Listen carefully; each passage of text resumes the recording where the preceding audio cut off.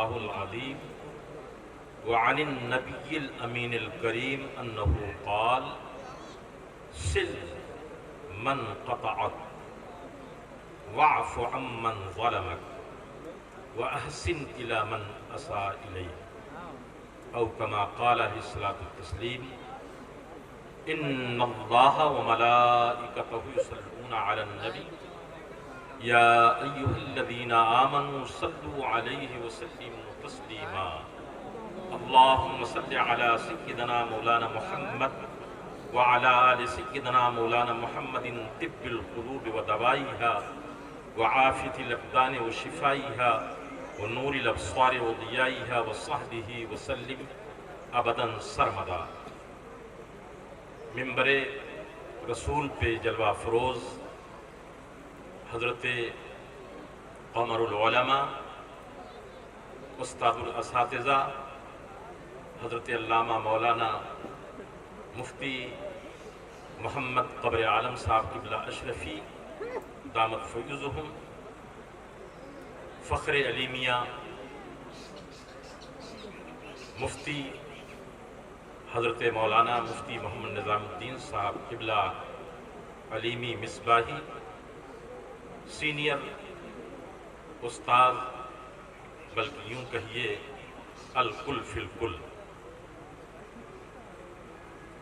میرے رفیق درس ماہر درسیات حضرت علامہ مولانا محمد شفیق الرحمن صاحب قبلہ رضوی گورکھپوری، استاد دارالعلوم علیمیہ جندہ شاہی، حضرت مولانا امید علی صاحب قبلہ صدیقی، اور سارے ہمارے نہایت ہی واجب الاحترام قابل قدر اساتذہ علیمیہ، طالبان علوم نبویہ، میرے آقا صلی اللہ علیہ وسلم کے سچے غلاموں، سیدہ فاطمہ زہرا رضی اللہ تعالیٰ عنہ کی باندیوں، عزیز پیارے پیارے بچے اور بچیوں، السلام علیکم ورحمۃ اللہ وبرکاتہ۔ غلط روی سے منازل کا بودھ ہوتا ہے، غلط روی سے منازل کا بودھ ہوتا ہے، مسافرو روش کارواں بدل ڈالو، جگہ جگہ کے تمہیں تھک چکے ہیں ہنگامے، وطن عظیم کو دیکھو، اپنے اس پیارے ملک کے حالات کو دیکھو، کتنے ہنگامے مسلمانوں کے لیے ہوئے، ملک کے باسیوں کے لیے ہوئے، لیکن پھر بھی آنکھ ہماری ان کی سب کی نہ کھلے تو ہمیں اپنے رب سے سچے دل سے دعا کرنی چاہیے۔ کیوں؟ جگہ جگہ کے تمہیں تھک چکے ہیں ہنگامے، نشاط لذتیں خواب گراں بدل ڈالو، سفینہ جا کے کنارے پہ رکھ سکو، ہوا کے رخ پہ چلو، بادباں بدل ڈالو، بادباں تمہارا جو ہے اب اس کو گنبد خضرا کے مکین احمد مجتبیٰ محمد مصطفیٰ صلی اللہ علیہ وسلم کے رخ کی طرف کرو۔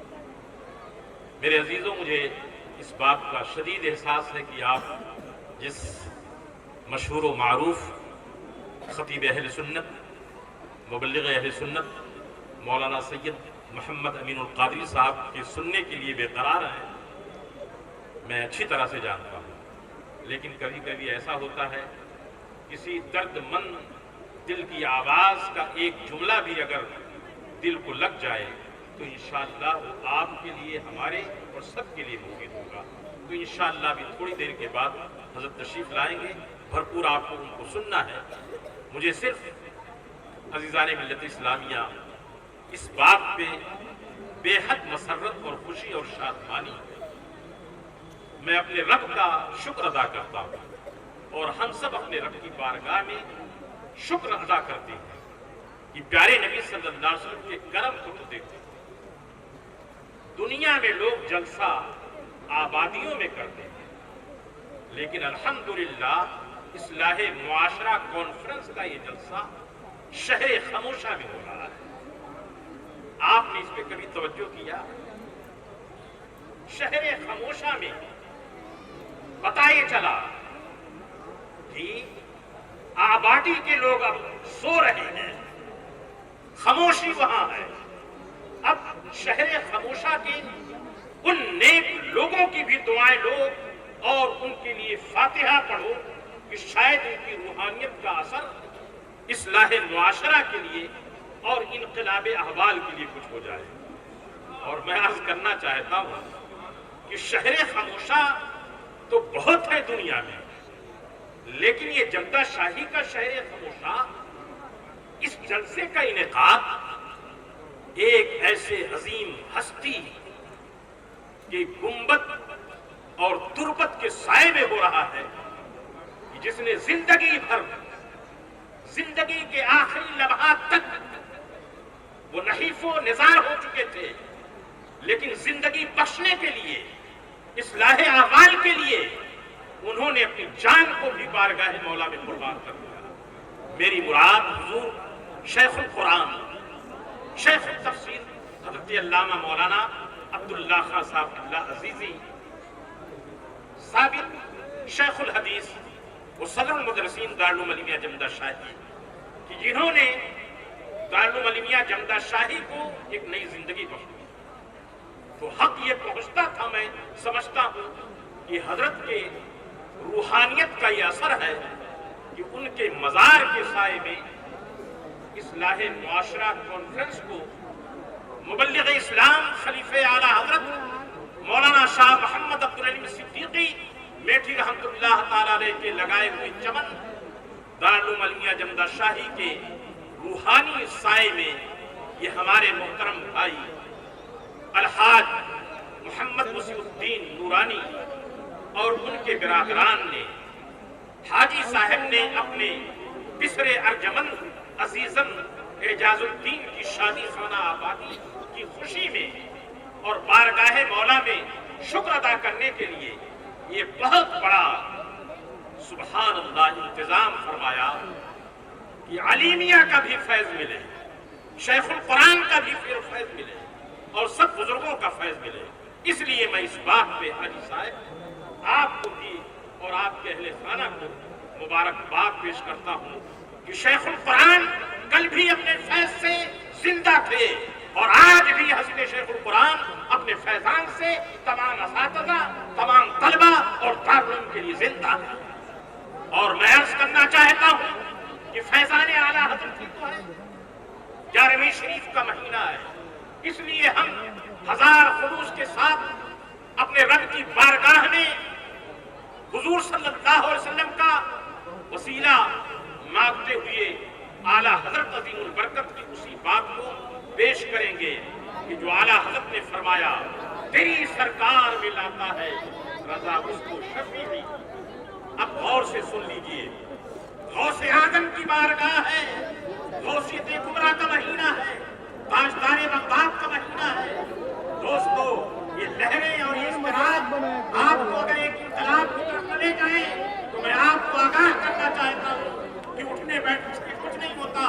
آپ اپنے دلوں کو گنبد خضرا کے مکی جناب محمد رسول اللہ روح الفدا صلی اللہ علیہ وسلم کی طرف موڑو، تاکہ زمانے میں جو انقلابات آ رہے ہیں مسلمان ایک قوت بن کر کے، مسلمان روحانیت کا ایک پیکر بن کر کے معاشرے کو اس طرح سے اصلاح بخش کر دے جو مسلمانوں کی ذمہ داری ہے۔ کنتم خیر امت اخرجت للناس تأمرون بالمعروف وتنہون عن المنکر۔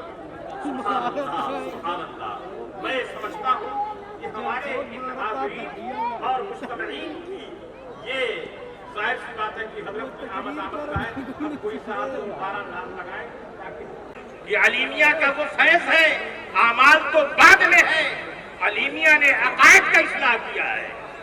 میں نے عرض کیا کہ پورا خطہ نجدیت کے چنگل میں پھنسا ہوا تھا، لیکن خلیفہ اعلیٰ حضرت مبلغ اسلام مولانا شاہ عبدالعلیم صدیقی میٹھی رحمت اللہ تعالی علیہ کی نگہ عنایت نے آبادی کے ان خوش عقیدہ مسلمانوں کو جگایا اور ان کے دلوں میں روح پھونکی، علیمیہ مارز وجود میں آیا اور اس کی بہار یہ آئی، اصلاح ایسی آئی، عقیدے سفل گئے، سنیت کے پھول کھل گئے۔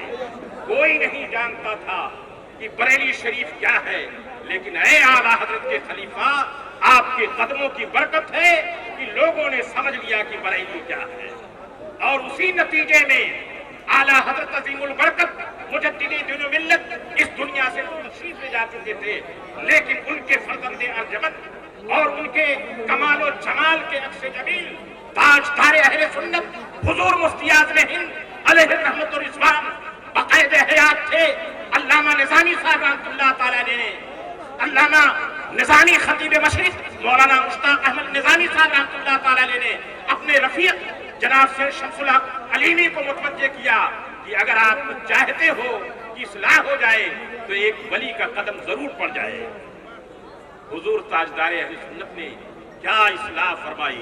ابھی آپ ولولہ انگیز خطاب کریں گے، لیکن اب میرا موڈ بدل گیا ہے کہ کچھ میں آپ سے گفتگو کر لوں اور آپ کے دل میں اتر کر کے اس درد دوروں کو، سوز دوروں کو آپ تک پہنچا دوں۔ لوگوں، اصلاح معاشرہ یقیناً بہت بڑا عنوان ہے، اس پہ گفتگو کرنے کے لیے زمانہ چاہیے، اس لیے کہ معاشرہ کے بگاڑ کا اور فساد کا عالم تو یہ ہو گیا کہ کنبا پوجا پوجا میرہم تن ہما تاغ، جس طرف دیکھیے اخلاق کے اعتبار سے، عقائد کے اعتبار سے، اعمال کے اعتبار سے ہر طرح سے بگاڑ ہی بگاڑ ہے، ہر طرح سے فساد ہی فساد ہے۔ لیکن میں عرض کرنا چاہتا ہوں دوستو، آپ نے اصلاح کا لفظ استعمال کیا ہے، کبھی غور کیا کہ اصلاح کا کیا معنی ہوتا ہے؟ اصلاح کا معنی یہ ہوتا ہے کہ جب کوئی فساد آ جائے اس کو درست کیا جائے، اس کو ٹھیک کیا جائے، اس کا کریکشن کیا جائے، اس کو صحیح سمت دیا جائے۔ میں عرض کرنا چاہتا ہوں کہ اگر کسی درست چیز میں فساد آ گیا، اس کی اصلاح کرنے کے لیے کتنی محنت کرنی پڑتی ہے، ان محنت کرنے والوں سے پوچھو، ان مجاہدوں سے پوچھو، بہادروں سے پوچھو، غربائے امت سے پوچھو کہ فساد کو دور کرنے کے لیے وہ کتنی محنتیں کرتے ہیں۔ اور میں آج کے دور کی بات نہیں کرتا، پورے معاشرے میں جب بگاڑ ہی بگاڑ تھا تو میرے آقا صلی اللہ علیہ وسلم اور انبیاء کرام کی شان تو اپنی جگہ پر ہے، لیکن میں اپنی بات کو مختصر کرتے ہوئے اپنے آقا کے دور کی بات کرنا چاہتا ہوں، زمانے جاہلیت اس دور کی بات کرنا چاہتا ہوں کہ پورا معاشرہ تاریخ ہی تاریخ ہو گیا تھا، اندھیرا ہی اندھیرا ہو چکا تھا، انسان درندہ ہو چکا تھا۔ لیکن اے میرے آقا، آپ کیا تشریف لائے، کس طرح سے آپ نے اصلاح فرمائی کہ قرآن تو خود فرماتا ہے لقد من اللہ علی المؤمنین اذ بعث فیہم رسولا من انفسہم یتلو علیہم آیاتہ ویزکیہم۔ وہ اللہ کا پیارا حبیب جب تشریف لایا تو قرآن پڑھ پڑھ کر کے لوگوں کی اصلاح کرتا ہے، قرآن پڑھ پڑھ کر کے لوگوں کی اصلاح کرتا ہے، اور قرآن پڑھا پڑھا کر کے لوگوں کی اصلاح کرتا ہے، اس لیے کہ اصلاح کے لیے قرآن سے پڑھ کر کے اور کوئی طریقہ نہیں ہو سکتا۔ لیکن اتنی بات ضرور کہوں گا کہ قرآن تو اس زمانے میں منافقین بھی پڑھتے پڑھاتے تھے۔ قرآن کو اس طرح سے پڑھا جائے جو صحابہ کرام کے پڑھنے کا طریقہ تھا، جو تابعین کے پڑھنے کا طریقہ تھا، اہل سنت و جماعت کا جو طریقہ تھا۔ قرآن ان سے پڑھو جو اہل سنت و جماعت ہو، قرآن ان سے پڑھو جن کا عقیدہ صحیح ہو۔ قرآن اگر ان سے پڑھو گے جن کا عقیدہ نہیں صحیح ہے تو سن لو، حکم تو یہ موجود ہے حدیث کی کتابوں میں، انظروا عمن تاخذون العلم۔ پہلے تو غور تو کر لو، سوچ تو لو کہ تم علم کس سے لے رہے ہو۔ حکم رسول ہے کہ دیکھو علم تم کس سے لے رہے ہو۔ میری بات سمجھ میں آئی؟ آپ سودا لینے جاتے ہیں، آپ کسی چیز کو لینے جاتے ہیں تو آپ دیکھتے ہیں کہ یہ شے، یہ چیز جو ہے صحیح ہے کہ غلط ہے، آپ ٹھوک بجا کر کے دکاندار سے لیتے ہیں۔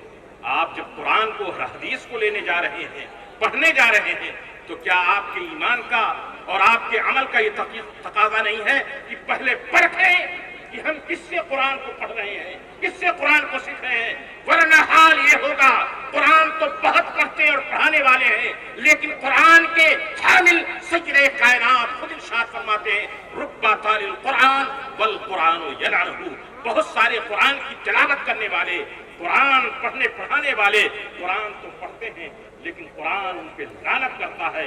کیوں لعنت کرتا ہے؟ اس لیے کہ عقیدہ بگڑ گیا، عمل بگڑ گیا، بدعتی ہو گیا، اور یہ وہ ناسور ہو گیا کہ قرآن پڑھنے سے جہاں عشق رسول پیدا ہوتا ہے، عظمت مصطفیٰ کی ذائع آتی ہے، اس کا دل ایسا ناسور ہو گیا. اب قرآن کو اگر پڑھتا ہے تو رب القرآن والقرآن ینلہ. اس لیے یہ علیمیہ اس لیے ہے، یہ قرآن کو سکھاتا ہے، یہ حدیث کو سکھاتا ہے، یہ معاشرہ کی اصلاح کے لیے اس لیے قائم کیا گیا تھا. اور میں یہ درد اپنی بات کو ختم کرتے ہوئے سید صاحب کو سننے کے لیے آپ بے قرار ہیں، یقیناً آپ کی اضطراب کو میں دیکھ رہا ہوں، لیکن اپنی بات کو ختم کرنے سے پہلے اس بات کو ضرور کہوں گا کہ خالق کائنات کا ارشاد ہے لا تفسدوا فی الارض، فساد مت پیدا کرو بعد اصلاحھا، اس کے صالح اور اس کے درست ہونے کے بعد. پتہ ہی چلا جو چیز درست ہے کچھ لوگ ایسے ہوں گے کہ اس صلاح پذیر کو بگاڑنے کی کوشش کریں گے، رخنہ اندازی کریں گے، فتن و فساد برپا کریں گے. قرآن کہتا ہے لا تفسدوا. بڑی مصیبتوں سے، بڑی مشکلوں سے اصلاح ہوتی ہے، بڑی مشکلوں سے لوگ صحیح راستے پہ آتے ہیں. اے لوگوں کو کیوں بھٹکاتے ہو؟ فساد مت پیدا کرو اور ڈرو، اس لیے کہ رب تبارک و تعالیٰ نے اپنے حبیب پاک صلی اللہ علیہ وسلم کے ذریعے ساری انسانیت کو، سارے کائنات کو صلاح سے، فلاح سے، رحمتوں سے بھر دیا تھا. ہند ہو کہ سندھ، امریکہ ہو کہ افریقہ، جنوب ہو کہ شمال، شرق ہو کہ غرب، رحمت العالمین کے نور نبوت سے پوری زمین صلاح پذیر ہو گئی تھی. اب اگر کوئی فساد پیدا کرتا ہے تو سوچو، آپ کسی گھر کو بناتے ہو، اگر اس کو کوئی بگاڑے تو آپ کو کتنی تکلیف ہوگی. گھر تو اینٹ پتھر اور گارے کا ہوتا ہے، اگر آپ اس کو بگاڑو گے تو مالک کو، بنانے والے کو کتنی تکلیف پہنچے گی، اس کا دل کتنا روئے گا. جس خالق ارض و سما نے زمین و آسمان سے پوری کائنات کو سجایا اور بنایا، اب اگر اس میں کوئی فساد پیدا کرتا ہے تو رب کائنات کی مشیت کو، اللہ اکبر، کیا مشیت پر کیا عالم ہوگا، یہ کون بیان کر سکتا ہے. اسی لیے پروردگار عالم نے اپنے بندوں کو کہا لا تفسدوا فی الارض بعد اصلاحھا، تم فساد پیدا نہ کرو. اس لیے کہ کوئی چیز بڑی محنت سے بنتی ہے، تنکا چن کر کے، تنکا لا کر کے، اینٹ لا کر کے کسی قصر جمیل کو اور کسی قصر نورانی کو، کسی قصر علیمیہ کو بنایا جاتا ہے. اس میں نہ جانے کتنے محنت کشوں، نہ جانے کتنے حلال کمانے والوں، نہ جانے کتنے غریبوں، نہ جانے کتنے مفلوق الحال، نہ جانے کتنے مخلصوں کا خون شامل ہے. اب اگر کوئی فساد پیدا کرے تو اس کے پانی کو رب کائنات کی مشیت پر کیا گزرتی ہوگی، اس کا کون جواب دے ہوگا.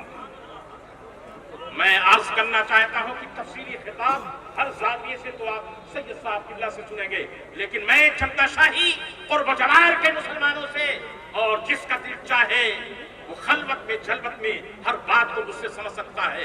دن کا جوڑ کر کے جب کسی چیز کو بنایا جاتا ہے، ایک اینٹ اگر کرتی ہے دل پہ کیا گزرے گا. تم کو کہتے ہو تالا لگ جائے کوئی بات نہیں، استغفر اللہ، معاذ اللہ، یہ کیسے بندہ مومن تصور کر سکتا ہے، سوچ سکتا ہے. ہم اس وقت کے آنے سے پہلے زمین پھٹ جائے، آسمان گر جائے. یہ دارالعلومیہ جمدا شاہی مدتوں سے، ایک زمانے سے اس نیک نامی اس منزل رفیع پہ پہنچا ہے. خدا را آبادی کے لوگوں ہوش میں آؤ، اپنے عقائد کو سنوارو، اپنے اعمال کو سنوارو، اپنے بچوں کو پڑھاؤ، اصلاح کرو. اور علیمیہ اتنی جفاؤں کے بعد، اتنی محبتوں کے بعد، اتنی محنتوں کے بعد اس منزل پہ آیا ہے. اگر اس کا کوئی ایک دن کا، اس کی کوئی نیت کھسکتی ہے تو ڈرو اس وقت سے. ہم سب کو اپنے رب کی بارگاہ میں توبہ کرنا چاہیے، استغفار کرنا چاہیے کہ کہیں ہم آفتوں بلا میں نہ مبتلا ہو جائیں. لوگ یہ مت سمجھیں کہ ہم نام لے لے کر کے ہو جائیں گے. اعلیٰ حضرت اس وقت کچھ ہوں گے جو اعلیٰ حضرت کا کام کرے گا. आला हजरत के मिशन को फैलाएगा। आला हजरत और उनके खुलफा उस वक्त राजी होंगे जो आला हजरत का मिशन फैलाएगा। आला हजरत का क्या मिशन था? आला हजरत फरमाते हैं वो 10 निकाती प्रोग्राम पेश करने का मौका नहीं है, लेकिन उसका मैं खुलासा अतरे मजमुआ पेश करता हूँ कि फरमाया मुसलमानों की फलाह व बहबूदी के लिए, इज्जत व आबरू के लिए करिया करिया, गांव-गांव, शहर-शहर मदारिस और मकतब कायम किए जाएं, मुदारसिन रखे जाएं, इंतजाम किया जाए, किताबों का इंतजाम किया जाए। और हम ये हैं कि अल्लाह अकबर, हम कतराते हुए हैं। हमारे बाप दादाओं ने तो न जाने कितनी मेहनत करके गुर्बत के आलम में आज हमारा पेट भरा हुआ है, फिर भी हमारी गैरत का क्या हो गया है कि हमें गैरत नहीं आती। इसलिए अजीज़ान मिल्लत इस्लामिया, आज की इस्लाह मुआशरा कॉन्फ्रेंस में चूंकि आप हमारा तन गोश होकर के सैयद साहब को सुनने के लिए आए हैं, इसलिए मैं आखिरी जुमला और आखिरी पैगाम इस कॉन्फ्रेंस और इस्लाह मुआशरा का आपके कानों तक और अपनी बहनों के कानों तक भी पहुंचाना चाहता हूं। मुआशरे का इस्लाह आपसे होगा। आप अपने बच्चों का इस्लाह करें, तालीम और तरबियत से उनको आरास्ता करें, हर चीज पे नजर रखें, हर चीज को देखें। अपनी बात को खत्म करते हुए, चूंकि हमको इस्लाम और ईमान अकायद अहले सुन्नत बड़े आसानी से मिल गए। हमने ताजदार अहले सुन्नत को देखा, हमने उलमाए अहले सुन्नत को देखा, हमने मदरसे में पढ़ा, बड़े ही आसानी के साथ हमको मिल गया। लेकिन इस्लाम और अकायद की अहमियत उन लोगों से पूछो जो डर डर की ठोकरें खा करके और जो हवस और जो उरुनियानियत और जो तमाम तर बुराइयों के दलदल में फंस करके उनकी रूहें बीमार हुई। लेकिन जब इस्लाम की एक किरण, इस्लाम की एक शमा उनके दिल पे पहुंची, वो मुसलमान हुए, तो सुभान अल्लाह, मुसलमानों की औरतें बेपर्दा हो गईं। लेकिन नौ मुस्लिमा और ईमान लाने वाली उन औरतों ने अपने चेहरे पर इज्जत का, हया का पर्दा डाल लिया। जब पूछा गया और तो बताया ये, उन्होंने जवाब ये दिया, बात ये है कि आम तौर पे मुस्लिम औरतें अपने पर्दों को छोड़ती हैं, लेकिन हमको मालूम है कि बेपर्दगी में क्या बेहयाई है, बेपर्दगी में क्या रुसवाई है, बेपर्दगी में क्या बेआबरूई है। हमने जब से इस्लाम को कबूल करके अपने पर्दे को इख्तियार किया तो रब ने हमारे दिलों को सुकून करार दे दिया, हमारा घर जन्नत बन गया। ये नौ मुस्लिमों का हाल है और हमारा हाल क्या है। इसलिए दोस्तों, हम और आप ये कोशिश करें कि अपने रब की बारगाह में दुआ करते हुए अपने हबीब के सदके में भीख मांगें कि आज हिंदुस्तान का मुआशरा जो बहुत सारी बलाओं वबाओं में घिरा हुआ है, उसका एक वाहिद रास्ता ये है जो मेरे नबी ने फरमाया, सिल मन क़तअक, जोड़ो उसे जो तुमको काटे। जो कट कट करके भागना चाहते हैं, हुजूर फरमाते हैं कि उसको जोड़ो। वाफ़ अम्मन ज़लमक, और उसे माफ कर दो जो तुम्हारे साथ जुल्म करे। वअहसिन इला मन असा इलैक, और उसके साथ अच्छाई करो जो तुम्हारे साथ बुराई करे। अगर हमने इस फार्मूले को हदीस रसूल पे अमल कर लिया तो इंशाअल्लाह इस्लाम की बहार हर ज़माने में मुफीद साबित हुई, कारगर साबित हुई और तिर्याक साबित हुई। आज के उस सुलझते हुए माहौल में, उलझे हुए माहौल में भी इंशाअल्लाह इरशाद रसूल का ये गिरा माया तोहफा हमारे और आपके लिए तिर्याक साबित होगा। जगह जगह के तुम्हें थक चुके हंगामे, निशाते लज्जते ख्वाबे गिरा बदल डालो। वमा अलैना इल्लल बलागुल मुबीन। अस्सलामु अलैकुम व रहमतुल्लाह।